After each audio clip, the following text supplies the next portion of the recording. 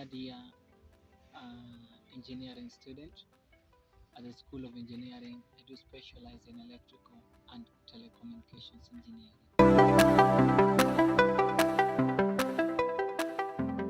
And how are the students responding in matters of writing?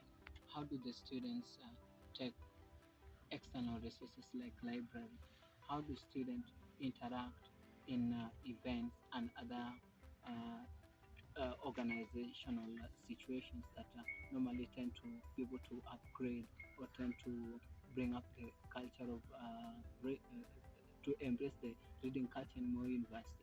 And that is to say, it is very low. One, our libraries only have an influx of students during the time when students are approaching exams.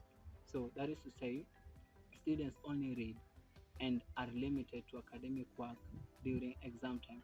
So students don't have a larger scope of what is happening beyond that which is provided in the academic book, in the theory book. So the students don't want to focus on other things that are dealing with rational reasoning, other things that are dealing with personal development, or the scope of what is needed in the job market, or what is needed post the graduate level of student. That is the first thing. And then the second thing, you'll be able to check it out. We have very limited events that are happening. This is a university, and one of the most important things that should be noted in a university, it's a research center. We have very limited research happening in Moi University, very limited public forums and public talks that are meant to be able to encourage students to read. That is highly limited in Moi University. So all these factors contribute to me. I can be able to judge personally that the reading culture of Moi University relatively is low.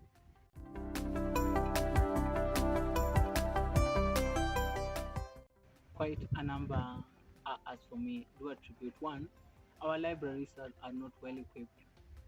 If our libraries could have been equipped with current and up to date books, both in written and electronic media, that handle diverse topics ranging from technology to politics to economics, all the way to management, all the way to engineering and other things. It could have encouraged the students to be able to read. But we have obsolete books, books that are ranging, that are not in that are not related to current events. They are not related to issues that are currently happening. So that is to say, the students will be discouraged from reading basically things that are so historical. That's the first thing. Two is poor internet connectivity.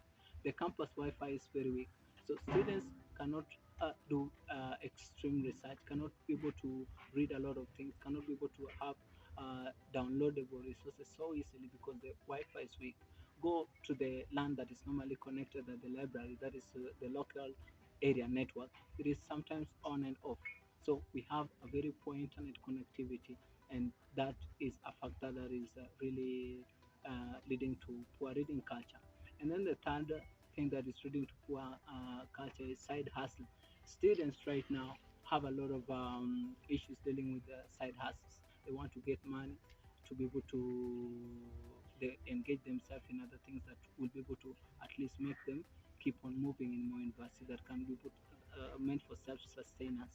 So they have limited time to focus on personal development, to focus on books and other things that can be able to encourage reading culture. So for me, I'll be able to also say that a third factor that can contribute right there is a responsibility that comes from keeping yourself, making yourself that you are afloat even as you continue to pursue our academic endeavors. My name is Carlington Mira, a student in the School of Education, third year. So number one, you realize that most of the students, they have landed in courses that are not they are not their passion. So you realize once somebody lands in a course that he or she had not had interest in it, you'll find that he doesn't have any quality or he doesn't spend his quality time keeping in mind that it was not his passion or his interest.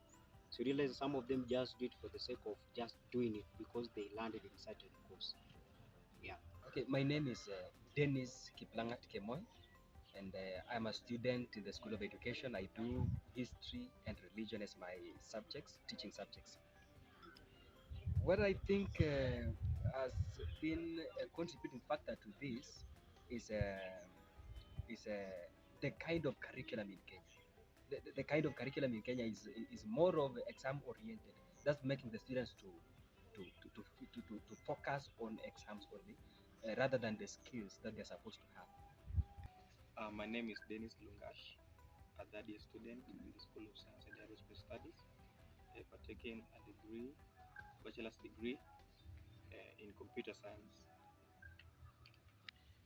First and foremost, we find that the only time that even students have some seriousness in taking of their, say, assignments, exam, it's only during times when they know their cuts are nearing or when it's during the exam time. Apart from that, students don't study at all at any particular time. So that is the situation. The other reasons are just to add. You will find like the course that I'm taking, the computer science. This is a course that needs constant revision to update the course in relation to the job market and the current technologies and events that are affecting technology, which, as we know, this is a field that is changing constantly. Like the curriculum that is being used right now in teaching of the course, you find that it's really outdated. The things that are being taught, in my own view, in my opinion, I don't think they are relevant at all.